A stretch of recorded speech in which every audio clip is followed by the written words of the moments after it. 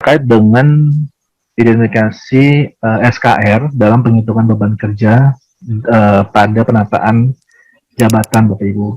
Nah, namun saat ini kita berfokus pada penetapan ataupun identifikasi output dominan yang sebenarnya barang baru, izin baru bagi kita semua, karena selama ini kan kita melalui tugas petugas jabatan Pak Dodi. Dan kemudian izin kegiatan hari ini peserta kita terdiri dari subkoordinator masing-masing fungsi di Sedijen dan juga Kasubag PU dan pengelola data TOTL di tiap direktorat Pak Dodi.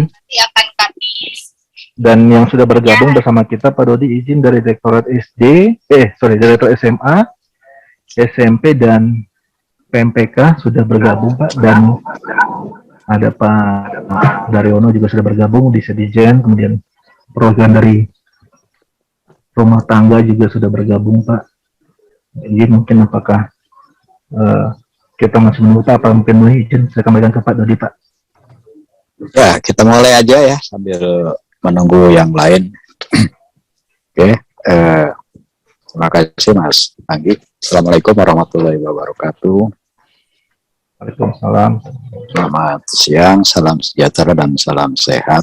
Yang pertama wajib kita ucapkan syukur kehadirat Allah Subhanahu wa taala atas limpahan rahmat dan hidayahnya kita bisa hadir melalui Zoom meeting ini.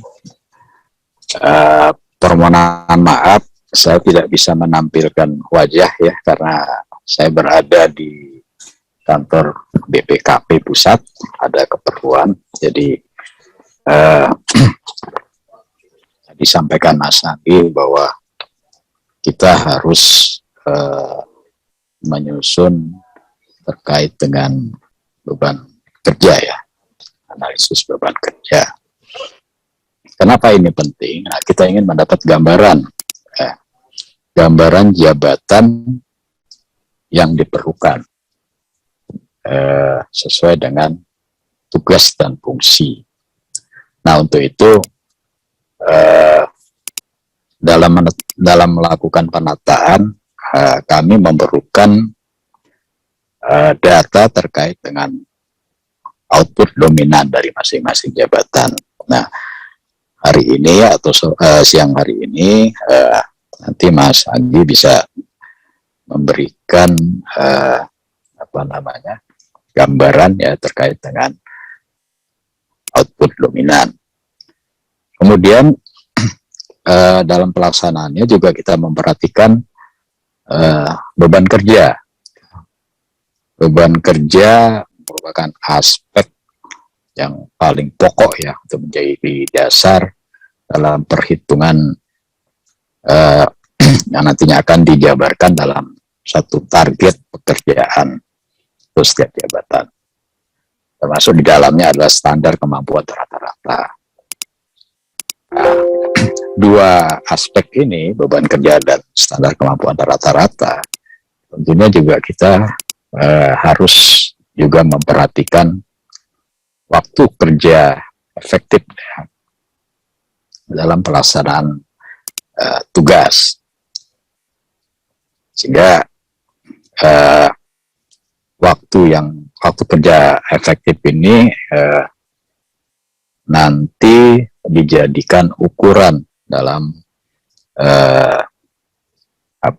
dalam analisis beban kerja. Oleh karenanya saya memberikan apresiasi pada teman-teman yang sudah hadir, karena dengan kehadiran teman-teman akan memudahkan kita dalam menyusun atau menganalisis beban kerja, karena orientasi daripada kegiatan ini kita berharap hasil kerja, kemudian objek kerja, pelaksanaan kerja dan petugas jabatan bisa memberikan gambaran yang senyatanya memang dalam penataan beban kerja maupun analisis penempatan SDM itu masih belum sempurna. Nah, oleh karenanya ini hal yang paling penting ya, pertemuan yang paling penting ini tentunya kami berharap hasil dari pertemuan ini bisa memberikan gambaran terkait dengan evaluasi beban kerja. Saya kira itu pembukaan dari saya dengan mengucap Bismillahirrahmanirrahim. Kegiatan analisis beban kerja jabatan dalam pelaksanaan berdasarkan output dominan di lingkungan Dirjen Pautidas dan Dikmen, saya nyatakan dibuka dengan resmi.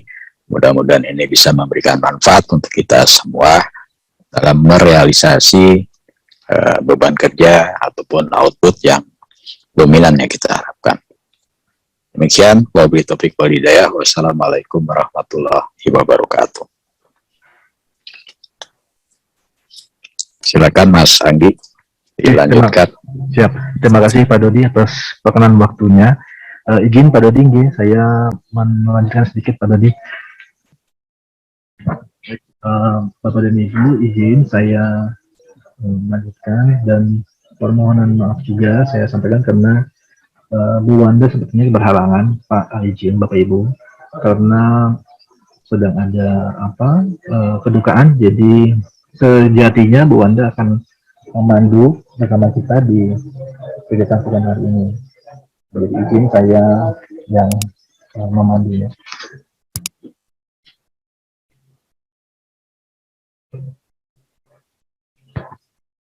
Baik Bapak dan Ibu, seperti yang tadi disampaikan Pak Yudi, jadi mengapa sebenarnya kita hari ini bersama-sama berkumpul di meeting Zoom? Karena adanya penataan jabatan di lingkungan Kemenristek pada umumnya dan juga khususnya di lingkungan di Jabodetasmen, baik untuk menghasilkan gambaran jabatan yang yang nyata ya, yang real di lingkungan di Jabodetasmen. Bagaimana cara kita untuk bisa meng-capture atau menampilkan itu? Maka saat ini kita perlu membuat output dominan yang nantinya akan digunakan sebagai instrumen kita ataupun alat kita menghitung beban kerja. Nah, dalam hal ini sebenarnya output dominan ini adalah hal yang baru Bapak dan Ibu. Jadi melalui Menpan dan juga Ortala menentukan pendekatan analisis beban kerja yang paling real, artinya pendekatan yang objektif, karena selama ini Menpan menganggap bahwa yang kita lakukan yaitu pendekatan tugas per tugas jabatan itu lebih cenderung subjektif, sehingga dicarikan formulasi yang paling tepat. Nah, sehingga saat ini kita berusaha untuk menetapkan waktu dominan, kemudian juga menetapkan waktu yang paling ideal untuk bisa menyelesaikan jabatan tersebut, sehingga memunculkan minimal satu orang di setiap jabatan yang ada di Dirjen Pautidas-Men. Dari analisis jabatan yang kita lakukan itu, jadi kita ada menghasilkan informasi jabatannya. Informasi jabatannya ada 4 sebenarnya Bapak Ibu. Jadi terkait dengan peta jabatan, kemudian terkait dengan uraian jabatan, kemudian juga terkait dengan syarat jabatan, lalu terkait dengan standar kompetensi jabatan.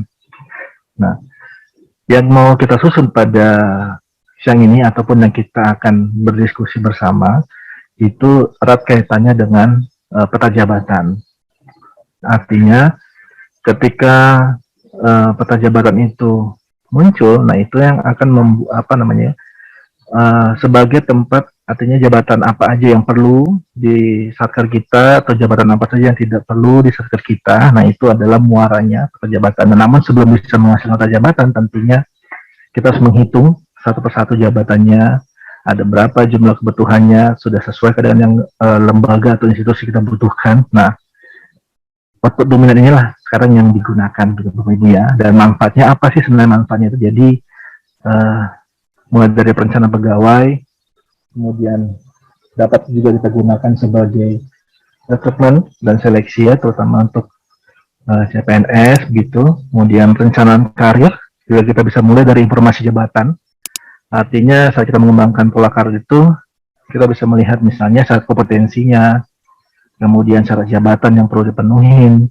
Nah, jadi sangat bermanfaat ya apa yang akan kita susun ini. Kemudian juga dapat digunakan sebagai penilaian kinerja pegawai, di mana nantinya dengan SKP yang baru yang sekarang sudah diterapkan oleh Menpan dan BKN, bahwa cascading dari kinerja itu kan nantinya mulai dari atas ke bawah ya cascadingnya. Jadi sudah sudah kita bisa menentukan standar dan juga kriteria dari kinerja pegawai tersebut. Nah, selain itu juga diperlukan untuk tingkat pegawai, artinya analisis kebutuhan diklat apa saja nih yang bisa kita berikan kepada pegawai melalui apa gitu ya, melalui SKJ. Nah, SKJ ini kan sebenarnya adalah standar kompetensi jabatan ya, Bapak Ibu. Nah, itu yang akan manfaat-manfaat yang bisa kita dapatkan jika kita membuat suatu jabatan, uraian jabatan, syarat jabatan, dan standar kompetensi jabatan. Kemudian Bapak dan Ibu tadi sudah dijelaskan oleh Pak Dodi aspek-aspek dalam ABK ini. Nah, ini juga sudah dijelaskan oleh Pak Dodi, norma waktu, kemudian juga norma hasil, dan juga waktu kerja efektif. Bapak Ibu izin, mungkin ini cuma sekedar main aja, bahwa kadang-kadang kan ada juga yang bertanya gitu ya, dari mana sih misalnya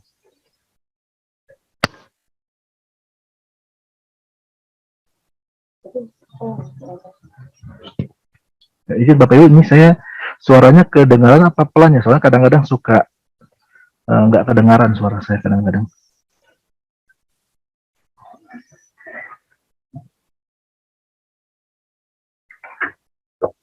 Ya, tentunya saya ini ya harus agak kencang ya. Terdengar. Tapi lemas ya Pak Ishak ya? Iya. Iya, oke. Volumenya ya. Nah, baik. Bapak dan Ibu, jadi ini izin. Jadi saya mengulang kembali saja informasi terkait dengan hari kerja efektif. Dari mana sih misalnya kita ini kalau bahas hari kerja efektif itu seperti apa ngitungnya, bagaimana cara ngitungnya. Jadi seperti yang Bapak Ibu bisa lihat di monitor, bahwa penghitungan kerja kita kan ada penghitungan 5 hari kerja. Nah, 5 hari kerja itu dari mana didapatnya? Tentu 1 tahun itu 365 hari. Kemudian dikurangi dengan 52 hari ya, atau hari Minggu, kemudian hari Sabtu, kemudian dikurangi dengan hari libur lain, dan cuti tahunan. Nah, sehingga akhirnya dari pengurangan itu muncullah 234 hari kerja untuk seorang ASN ya, baik PNS maupun P3K. Nah, dari 234 hari ini dibagi beberapa, jadi melalui Keputusan Presiden nomor 68 tahun 95, ada 30% allowance, yang artinya ini adalah waktu senggang ataupun waktu istirahat ataupun waktu yang tidak digunakan untuk bekerja. Nah, jadi 70%-nya itu diatur dalam Kepres ini, bahwa 70% itu kita pergunakan untuk bekerja, dan 30%-nya itu digunakan baik itu istirahat, makan, dan untuk sholat atau ibadah, ataupun untuk membalas WA ataupun SMS. Nah, 30% ini adalah waktu yang diberikan melalui mandat Kepres ini.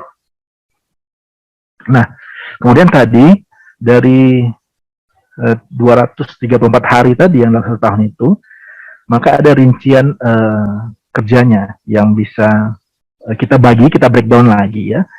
Jadi 1 minggu itu kurang lebih kita 37,5 jam.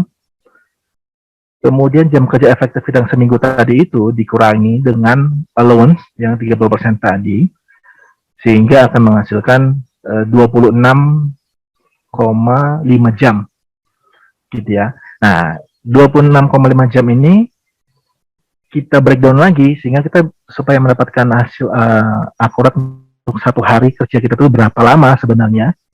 Jadi 26,5 jam ini kita bagi tadi 5 hari kerja dalam seminggu, maka 1 hari efektif itu sebenarnya kita bekerja 5,3 jam. Jadi kalau dikonversinya adalah 5 jam 18 menit gitu ya kurang lebih. Tapi kadang-kadang kita mengasumsi bahwa satu hari itu kita kurang lebih kerja 5 jam. Nah, pendekatan pengenalan dalam penghitungan ABK ya, analisis beban kerja itu.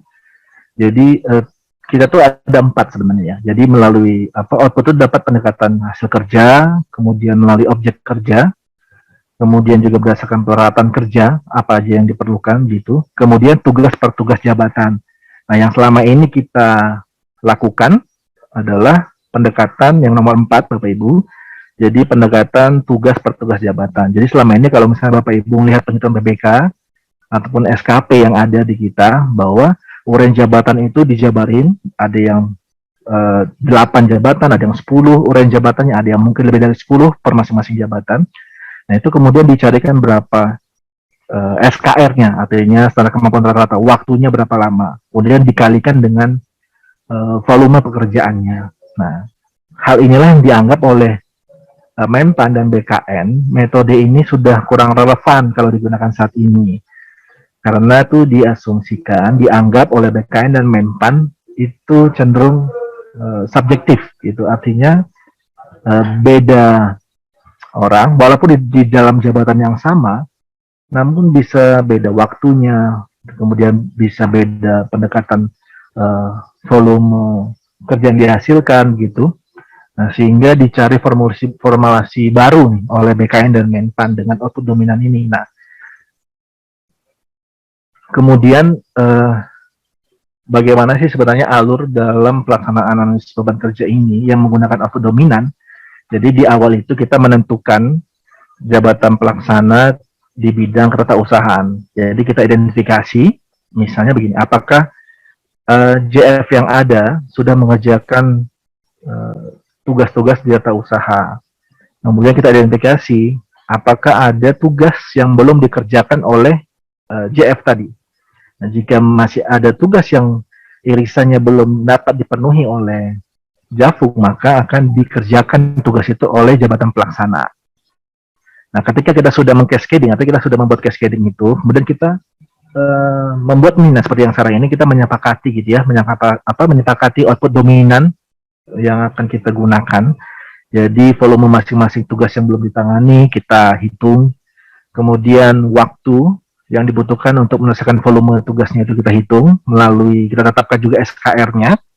Nah, setelah kita bisa berhasil menetapkan SKR-nya, kemudian kita akan mengalihkan volume dan waktu yang sudah kita tetapkan tadi, dan kemudian untuk menghasilkan output tadi, ada beberapa kuncian Bapak Ibu, yang ini adalah kuncian dari Biro Ortala, bahwa jabatan yang akan bisa muncul di peta jabatan jika hasilnya minimal 1.250 jam per tahun untuk satu pegawai. Dan bila ada jabatan yang waktunya ataupun output hasilnya itu kurang dari 1.250 jam per tahun, maka jabatan itu digabung dengan jabatan lain yang serumpun ataupun jabatan lain yang sejenis. Nah, jadi artinya ketika kita menyusun output dominan ini, memungkinkan sekali akan ada beberapa jabatan yang nanti akan dilebur, gitu ya. Misalnya seperti pengadministrasi kan dulu itu ada pengadministrasi bahasa didik, pengadministrasi Sapras gitu ya. Nah, nanti memungkinkan sekali apakah hanya ada satu pengadministrasi umum saja, tapi nanti itu ada di setiap fungsi. Nah, itu nanti akan terlihat ketika kita menyusun ini. Nah, dan izin Bapak dan Ibu, jadi saya juga menyampaikan beberapa jadwal pelaksanaan G. Jadi teknis rundown kita pada hari ini kita sosialisasi. Jadi sosialisasi hari ini ada tanggal 7 dan tanggal 8, Bapak dan Ibu. Jadi hari ini kita khusus untuk Satker Pusat, yaitu Sekretariat dan juga Direktorat. Dan besok sosialisasi untuk UPT. Nah, kemudian yang di poin kedua ini adalah Sekdijen, dalam hal ini tim Sekdijen mengkoordinasikan pengisian output dan SK jabatan. Jadi Sekdijen dan juga Direktorat kita rencananya Bapak dan Ibu akan kita kumpulkan di tanggal 9 Desember di waktu dan tempat nanti akan kita kita tentukan, nanti kita berkirim surat.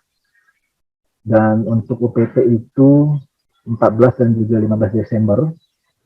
Nah, namun izin Bapak dan Ibu terkait dengan nomor 2 ini biayanya dibebankan kepada Satker, Bapak dan Ibu izin karena keterbatasan kita yang ada.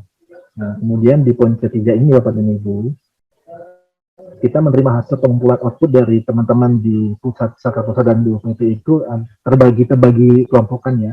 Jadi pusat itu tanggal 13 Desember dan UPT itu tanggal 23 Desember. Nanti setelah kita kumpulkan, kita tim dari Satjen mewakili untuk perhitungan Direktur Jenderal, kita akan olah lagi data yang Bapak Ibu kirimkan ke kita akan kompilasi lagi sehingga kita akan dapatkan output yang terbaik yang nantinya di tanggal 15 Desember kita akan kirimkan ke Biro Ortala untuk Satker Pusat, dan juga di tanggal 30 Desember kita akan kirim ke Biro Ortala untuk Satker UPT, baik LPMP nanti maupun PAUD. Nah, izin Bapak Ibu menyambung tadi bahwa kira-kira gambaran dari output dokumen itu seperti apa begitu Bapak Ibu. Jadi produk yang ada terkait dengan tata usaha itu terdiri dari pengelolaan persuratan, kemudian pengelolaan kepegawaian, kemudian produk perencanaan dan pelaporan, lalu produk yang timbul dalam pengelolaan keuangan dan pengelolaan BMN. Nah, di dalam pengelolaan persuratan ini ada semacam surat masuk, surat keluar, arsip. Nah, itu akan menjadi output dominan yang akan digunakan sebagai penentu atau menghitung beban kerja tadi. Nah, kalau kita breakdown lagi, misalnya di dalam pengelolaan persuratan, jadi kita bisa kelompokkan surat masuk dan surat keluar gitu Bapak Ibu, dan juga arsip surat ataupun dokumen. Nah, ini tergantung hard copy. Jadi kalau misalnya Bapak dan Ibu semua surat dan masuk sudah melalui SIND atau elektronik, tentunya akan mengurangi kebutuhan dari baik itu pengambil persuratan ataupun pengelola persuratannya, itu akan mengurangi dari kebutuhannya, karena tidak bisa kita pungkiri bantuan dari teknologi informasi itu memang memberikan dampak ya, yang tadinya kita kerjakan secara manual pakai hard copy, sekarang sudah berkirim surat melalui SIND dan waktunya akan lebih singkat ya. Nah, jadi dalam penanganan surat keluar itu ada memberi nomor gitu ya, mendistribusikan, kemudian mengarsipkan. Nah, itu tergantung juga ya, apakah kita menghasilkan bentuknya fotokopi atau scan. Kalau SIND kan rata-rata sekarang tuh kita PDF ya, Bapak Ibu, PDF, jadi kita simpan berdasarkan soft copy-nya. Kemudian untuk penanganan surat masuk juga terdiri dari mengagendakan, kita agendakan surat yang masuk, udah kita distribusikan kepada siapa surat ditujukan, lalu kita arsipkan surat yang masuk. Nah, itu yang terkait dengan output dominan yang bisa kita gali untuk pengelolaan persuratan. Nah, beda hal lagi jika terkait dengan perencanaan dan pelaporan. Nah, dalam ini kan tentunya ada TOR, ada KAK ya, dokumen anggarannya, dan juga ada laporan. Artinya sangat berpengaruh jumlah TOR, ada berapa jumlah TOR yang kita buat atau kita susun, kemudian dokumen anggaran, LKA-nya per outputnya, kemudian revisinya gitu ya. Nah, itu juga mempengaruhi volume daripada outputnya. Kemudian laporan tahunan, laporan keuangan gitu. Nah, kemudian ada RKT ya, rencana kerja tahunannya gitu. Itu juga adalah bagian dari output dominan terkait dengan perencanaan dan pelaporan.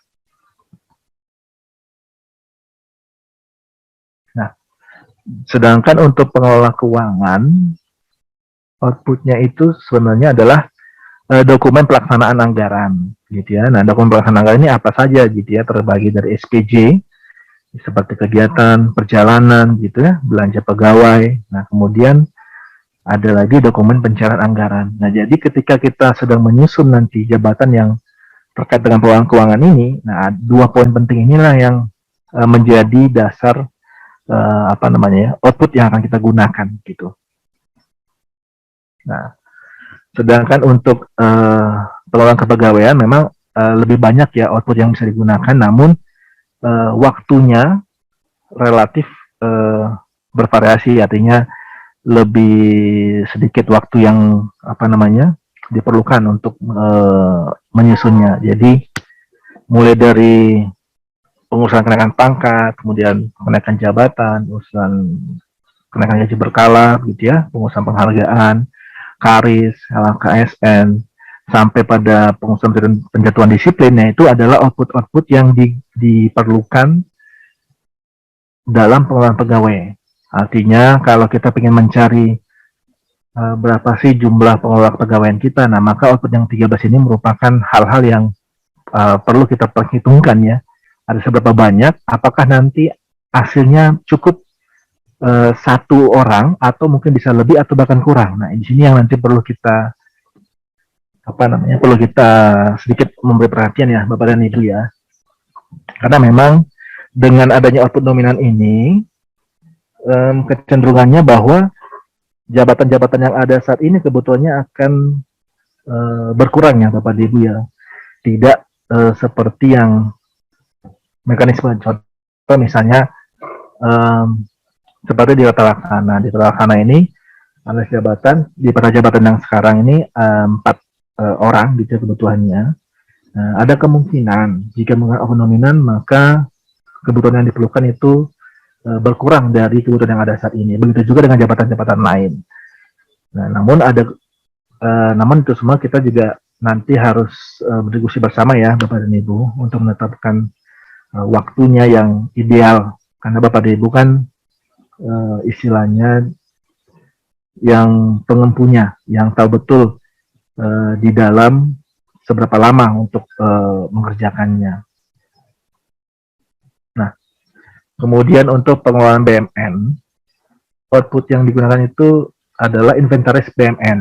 Nah, di dalam inventaris BMN ini ada barang tetap dan barang habis pakai, gitu ya. Nah, nanti ini akan kita hitung barang tetapnya berapa per tahunnya, kemudian barang habis pakainya berapa, dan kita pasti sudah punya ya catatan penggunaan barang tiap bulannya berapa.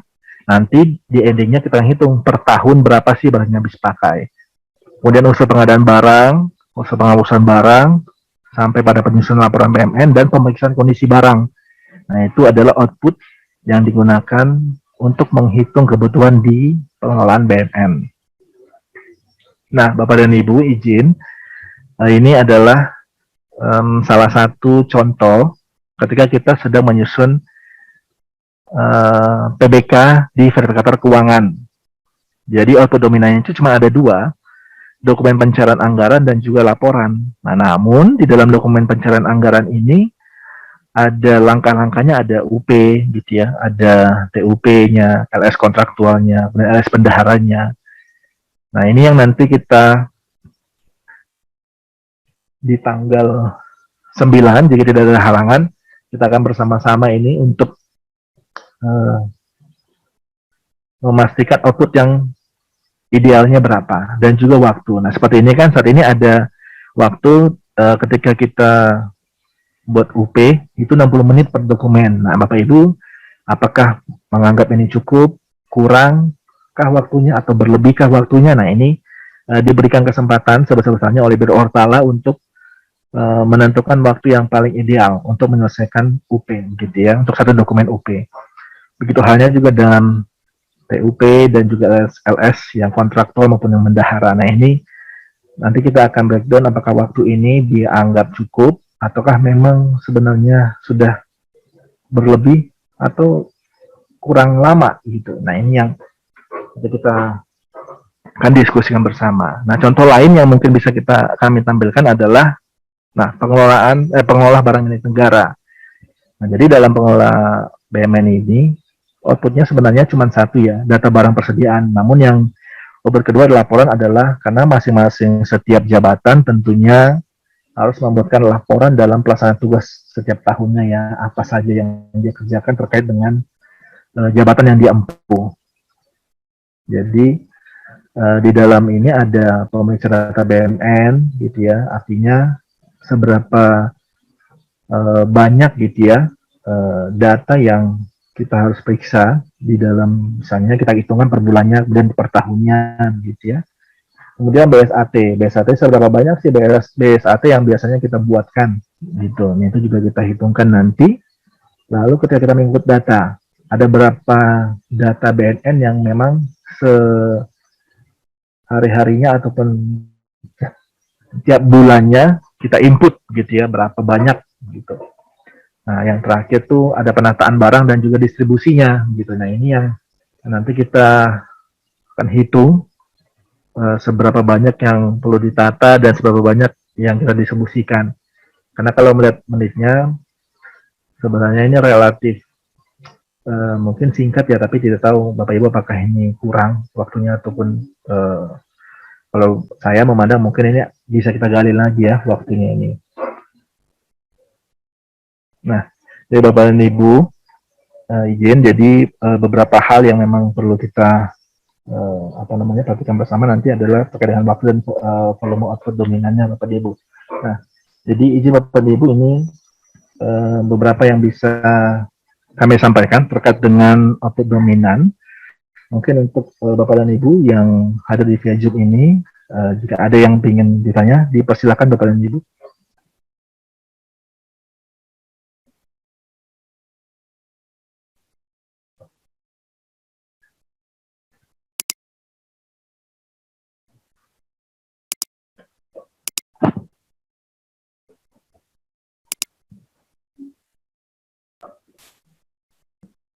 Halo, Ya, silakan Pak.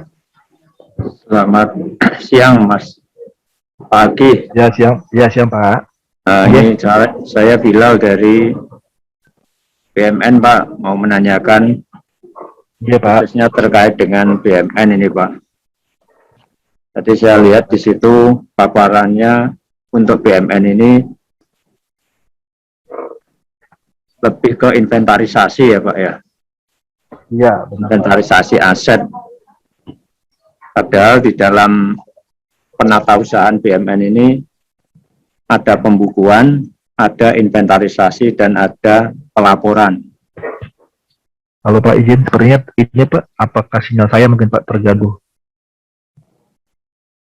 Ya, halo? Ya, halo? Bisa terdengar, Pak? Nah, iya Pak. Iya Pak. Mendengar Ya. Pak. Bisa dengar ya Pak? Pak, silakan. Nah, Pak Agi, Ya, ini silakan. tadi saya lihat paparannya di Subkor BMN tadi, pembahasannya masalah inventarisasi. Sementara kalau dilihat dari tupoksi dari BMN adalah penatausahaan. Itu meliputi 3, pembukuan, inventarisasi, dan pelaporan. Pembukuan meliputi pendaftaran aset pencatatan BMN. Inventarisasi meliputi pendataan, pencatatan, dan pelaporan. Kemudian pelaporan sendiri juga ada, karena di BMN ada pelaporan 2 kali dalam setahun, semester 1 dan semester 2. Di BMN ada pelaporan Satker dan juga pelaporan Eselon 1. Nah, ini Eselon 1 kan meliputi LPMP dan BP PAUD. Sementara di uraian tadi belum menyinggung tentang pelaporan yang ada di Eselon 1. Mungkin perlu di... Yang ini ya Pak Bilal ya? Di pengelolaan BMN ini kan hanya membahas inventarisasi, pengadaan, urusan penghapusan, penyusunan laporan BMN, dan pemeriksaan kondisi barang. Sementara untuk porsi pelaporan itu juga memerlukan waktu yang cukup lama, karena di situ ada proses verifikasi data, validasi data yang kita lakukan ke satker-satker di daerah maupun di pusat. Itu mungkin perlu ada penambahan untuk uraian di BMN, Pak. Terima kasih, Pak. Pak Bilal izin, ini ketika misalnya saya kan menampilkan contoh yang pengelolaan barang milik negara Pak Bilar, apakah ini kira-kira sudah cukup atau mungkin ada yang perlu ditambah? Misalnya contoh begini Pak, ini kan ada pemeriksaan data BAST, kemudian input data, pendataan barang dan distribusi. Karena memang kalau yang tadi mungkin Pak Bilal sampaikan kan dulu memang kita pertugas-pertugas dari masing-masing tupoksi dan juga jabatan itu memang seperti itu ya Pak. Jadi ada pencatatannya, kemudian ada apa namanya pendokumentasiannya, lalu ada pemeriksaan gitu ya. Nah, ini memang cenderung lebih dipersingkat memang Pak output dominan ini. Jadi misalnya saya sih karena tidak begitu paham betul ya Pak terkait dengan BMN ini. Nah mungkin nanti Pak Bilal bisa formulasikan ya Pak, nanti kita sharing link untuk Excel-nya. Jadi Pak Bilal bisa memformulasikan kira-kira yang paling tepat. Namun gini, contoh Pak misalnya, tadi kan ada apa namanya pencatatan tadi Pak ya, yang distribusi, kemudian apa tadi Pak, laporan, ada 3 tadi kalau nggak salah saya Pak ya, inventaris, pembukuan, inventarisasi, dan pelaporan. Nah, kalau saya bisa breakdown Pak, dari pembukuan ini kira-kira apa sih Pak yang dilakukan, menghasilkan apa? Maksud pembukuan ini tahapannya apa saja, ataupun nanti muaranya, outputnya apa gitu Pak, di pembukuan misalnya. Kalau pembukuan itu meliputi pendaftaran dan pencatatan BMN. Jadi ketika ada belanja modal, itu bagian BMN merekam ke dalam aplikasi persediaan maupun simak BMN untuk dilakukan pembukuan. Kemudian diverifikasi dengan SP2D dan belanja modal. Sesuai dengan jenis belanja yang dikeluarkan, apakah peralatan mesin atau persediaan atau komputer, laptop, dan seterusnya. Artinya kalau ini bisa saya simpulkan pembukuan itu bagian dari output besarnya adalah pengumpulan data, apakah kira-kira ini tepat Pak? Contohnya jadi memang Biro Ortala sudah sempat mengundang kita dengan beberapa unit kerja lain, jadi mereka mensepakati gitu ya Pak, artinya sepakatan awal.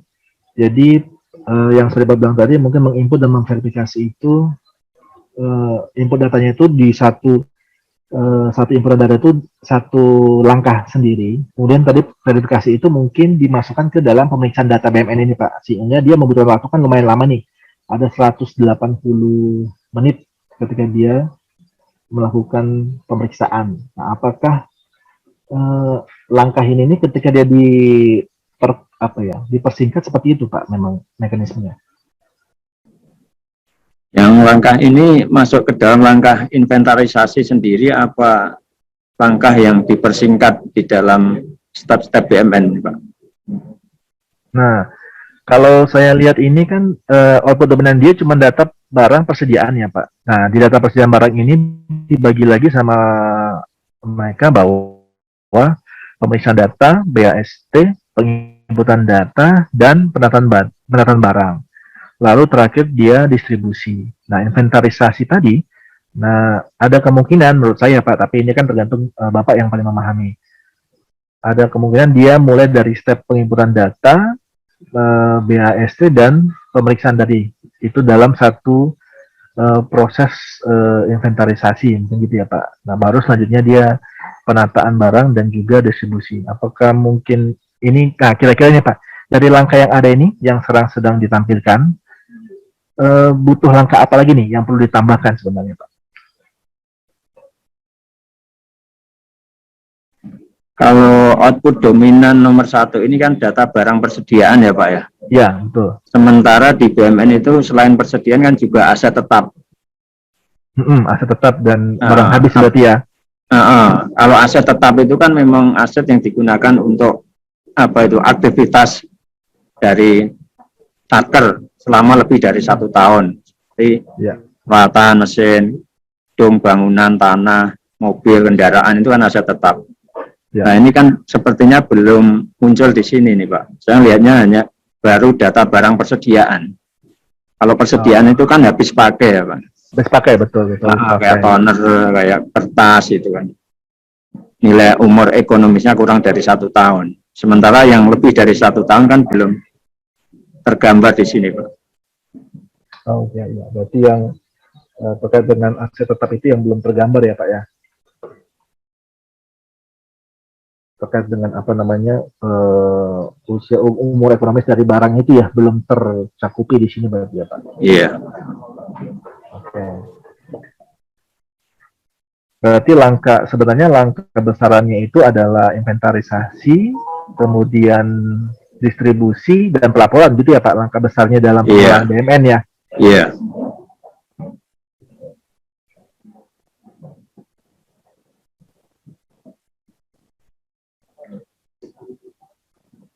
Terus yang nomor 2 laporan ini kok, ini saya lihat outputnya laporan.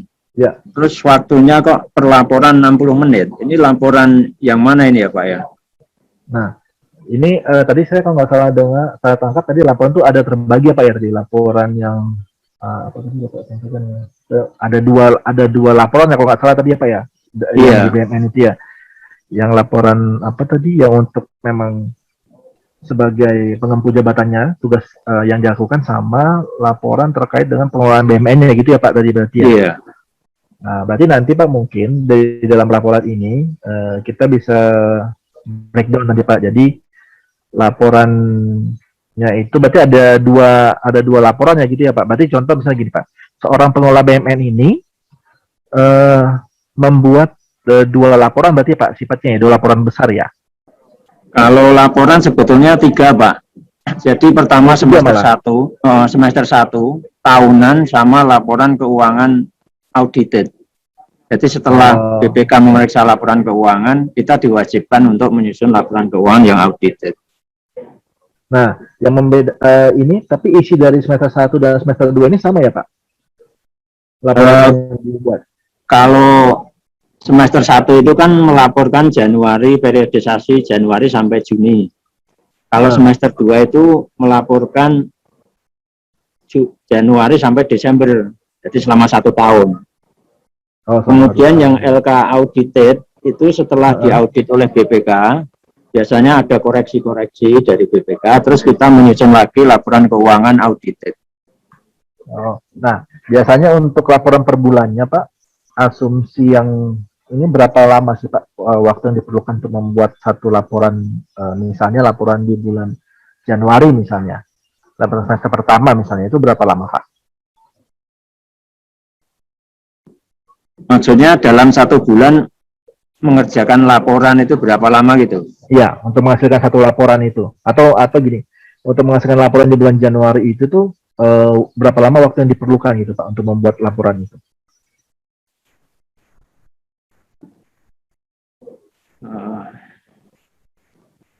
Mungkin hari kali ya Pak ya, bukan menit ya hitungannya. Karena untuk menyusun laporan itu kan harus ada proses rekonsiliasi dulu Pak.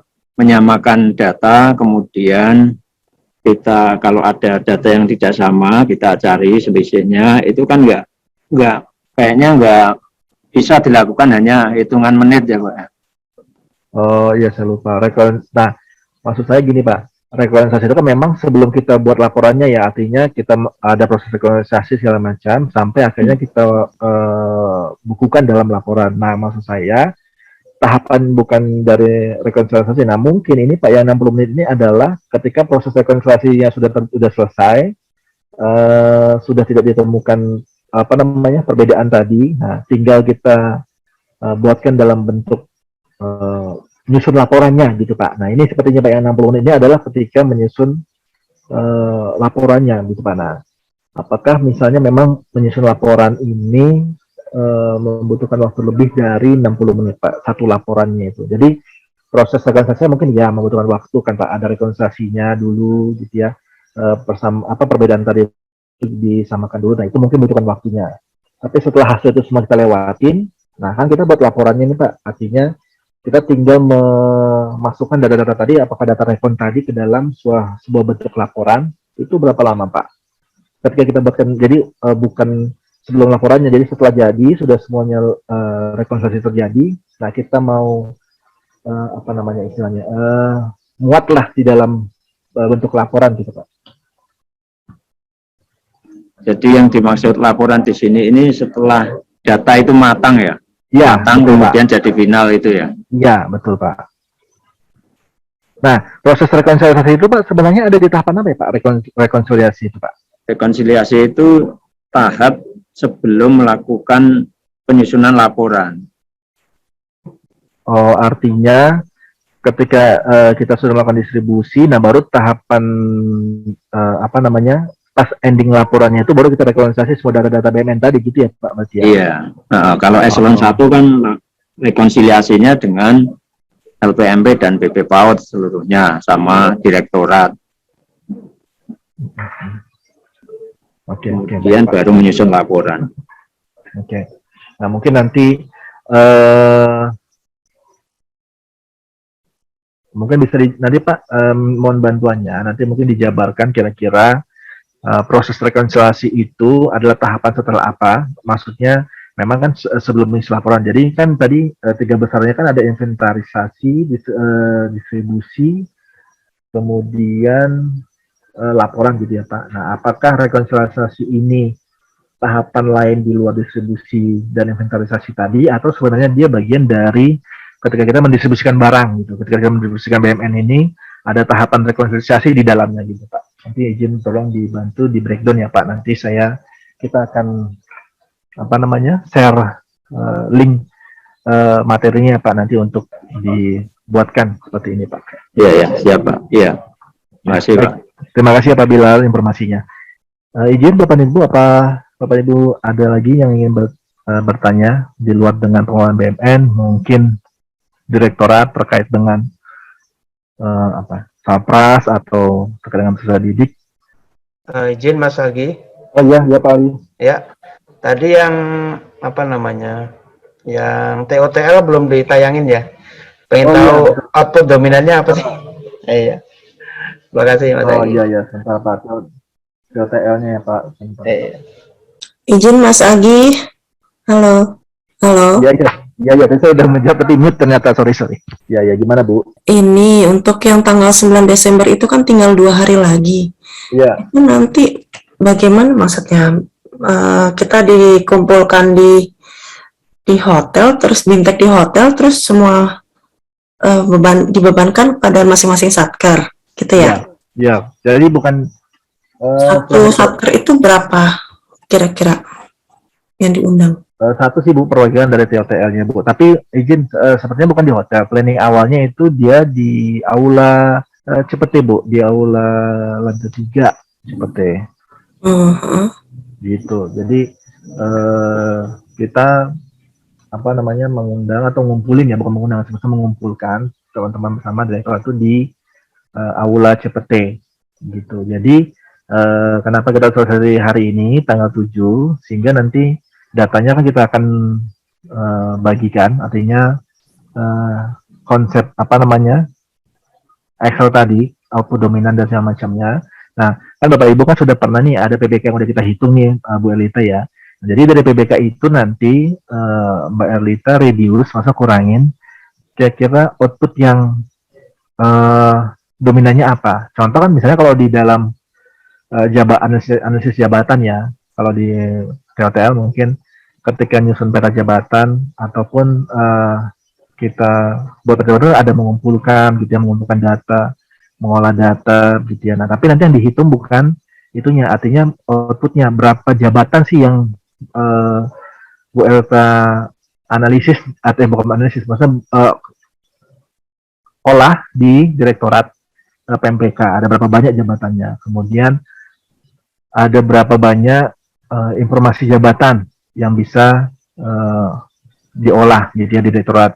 Kemudian ada berapa banyak uraian jabatan yang ada di direktorat. Nah, itu yang langsung output yang dinilai Bu Erlita. Kalau selama ini kan tahapan-tahapan kegiatannya itu termasuk kita hitung, mulai dari mengumpulkan, inventaris, kita analisis, kita olah. Nah, itu yang dihitung. Nah, ini enggak, ini langsung di ujungnya. Jadi langsung outputnya ya. Iya. Jadi nggak ada uraian tugasnya lagi ya. Ya, jadi dia bukan, kalau dulu kan dari uraian tugas kita buat volume terus kita kalikan waktu. Nah, kalau sekarang dia bukan uraian tugas, tapi langsung output dominannya apa, kalikan waktunya, kalikan volumenya berapa, kalikan waktu. Jadi kayak misalnya jabatan tadi, kalau misalnya di direktorat itu ada 35 jabatan, misalnya ya, ada 35 jabatan. Artinya ketika buat uraian jabatan, berarti ada 35 jabatan, 35 UJ yang Bu Elita olah. Kemudian ketika nyusun PBK-nya, berarti ada 35 PBK yang juga Bu Elita olah. Kemudian ketika misalnya ingin mendapatkan cascading atau apakah jabatan ini masih perlu nggak sih di direktorat gitu ya. Nah tentunya kan Bu Elita akan mengolahnya instrumen itu untuk ke 35 jabatan tadi. Nah, jadi dia langsung output terakhirnya itu berapa jabatan sebenarnya yang mau didapatkan gitu. Langsung ke situ yang nanti dari yang uraian tugas di pengelola TOTL itu, nah itu nanti di dikurangin gitu ya, di reduce jadi tinggal hanya output dominannya aja.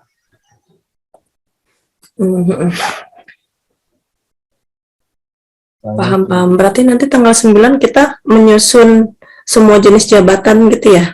Di masa satker. Betul. Nah, jadi dari sekarang nih Bu Elita, dari sekarang sudah mulai nih misalnya Bu Elita tanggal 7 dan 8 nanti besok lah misalnya ya. Sudah mulai mengolah. Jadi sudah mulai membuatkan. Jadi kalau ada 30 jabatan atau 35 jabatan, nah 35 jabatannya sudah mulai Bu Elita buat ini outputnya apa. Nah jadi nanti yang di tanggal 9 itu kita tinggal berdiskusi bersama ini masing-masing direktorat, ada SD, SMP, SMA kan tentu saja mungkin bisa jadi waktunya berbeda-beda. Misalnya Bu Elita dalam hal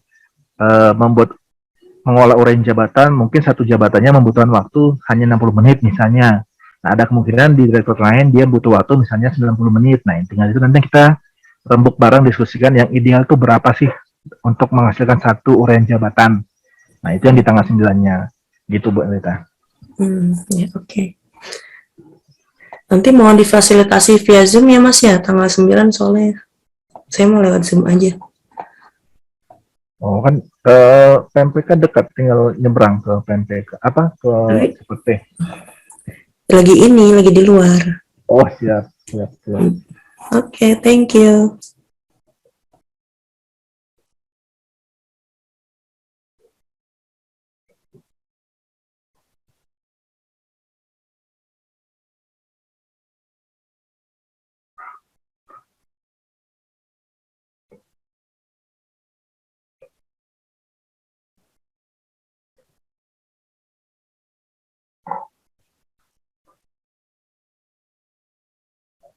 Pak Ali, izin Pak Ali, tadi kan pengelola TOTL ya Pak Ali ya.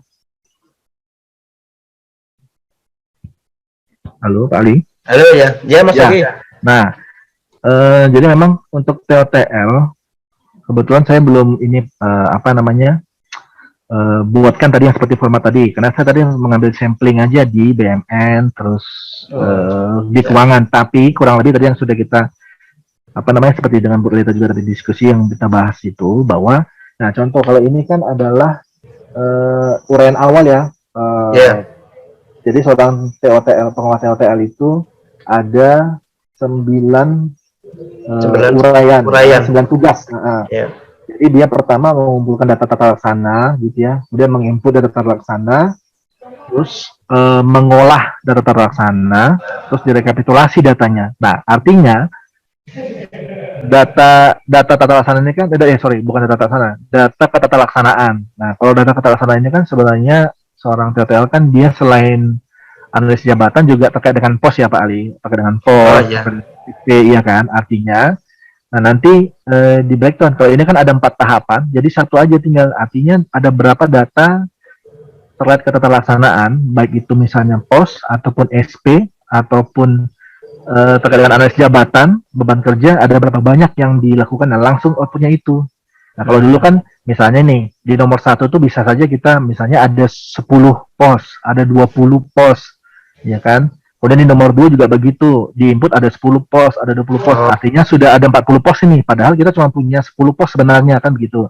Nah di output yang sekarang ini, jadi di poin 1 dan 4 ini dia merger langsung digabungin, digabung. langsung outputnya apa sih gitu, berapa pos, berapa SP, berapa PBK, terus berapa jabatan, nah itu langsung di dalam Iya, nah iya. nanti kan ini waktunya belum dibuat ya Pak. Nah nanti Pak Ali diberikan kesempatan seluas-luasnya untuk kira-kira untuk menghasilkan tata laksanaan itu berapa lama sih gitu. Nah nanti kita di tanggal 9 itu akan kita kompilasi bersama. Kita akan cari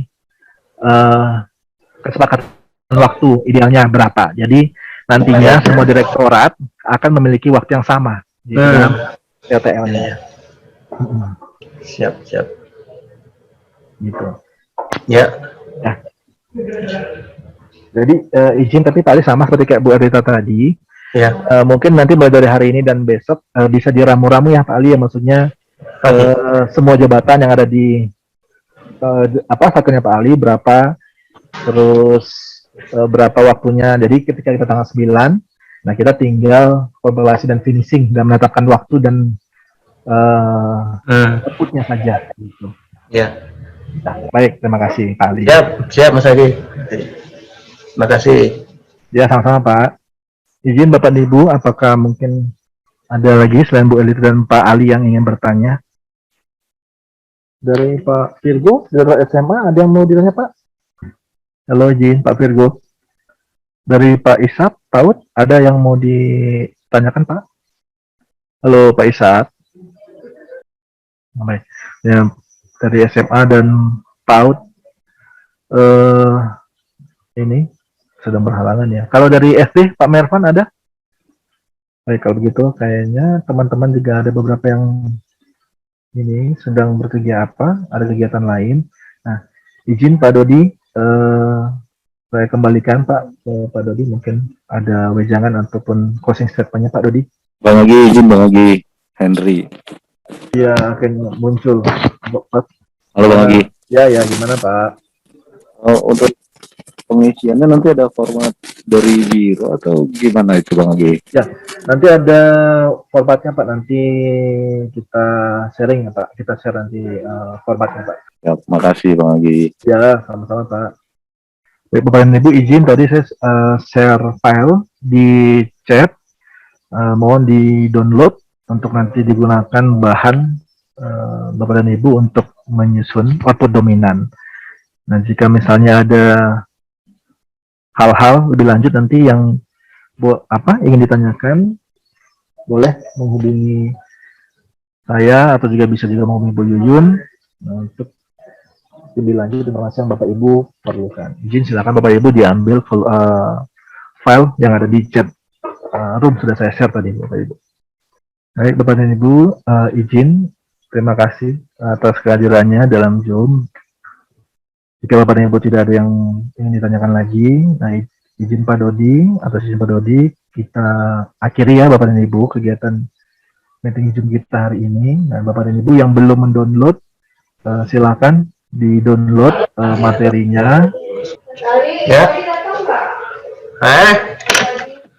Cari enggak? Baik, terima kasih Bapak Ibu. Saya izin untuk menutup kegiatannya. Oke, Bapak dan Ibu. Terima kasih banyak atas partisipasi dan waktunya. Terima kasih. Assalamualaikum warahmatullahi wabarakatuh. Bapak dan Ibu. Waalaikumsalam warahmatullahi. Waalaikumsalam warahmatullahi wabarakatuh. Makasih Mas Agi, teman-teman. Ya, terima kasih Bu Rita, terima kasih Pak Recording Ali. stopped. Terima kasih Mas. Terima kasih Pak Bilal. Halo, ya Mas Agi. Ya, makasih Mas Hendri. Izin live ya. Oke, silakan Bu.